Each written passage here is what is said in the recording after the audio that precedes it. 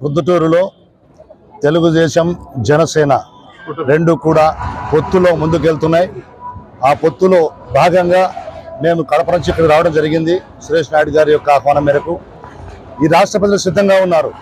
ఈ యొక్క పనికి మాలిన పరిపాలన చేతగానే దద్దమ్మ జగన్ని ఒక్కసారి నమ్మి ఓటేసి మోసపోయాం. ఓటేసి సర్వనాశనం చేసుకున్నాం రాష్ట్రాన్ని. ఈ రాష్ట్రం అధోగతి పాలైపోయిందని ప్రజలందరూ కూడా బాగా గుర్తించారు.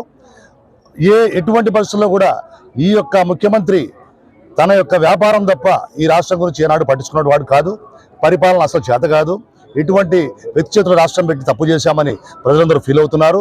అందుకే మా నాయకుడు పవన్ కళ్యాణ్ గారు ఏ మాట చెప్పారో, ఈ ప్రతిపక్ష ఓటు చీలకుండా ఈ జగన్ రెడ్డిని గద్దె దింపుతామని చెప్పినటువంటి మాట మీద కట్టుబడి కంకణం కట్టుకున్నటువంటి మా నాయకుడు ఇవాళ తెలుగుదేశం జనసేన పొత్తును చూసి మన వైసీపీ పార్టీ వణికిపోతోంది. రాత్రులు నిద్రపడడం లేదు.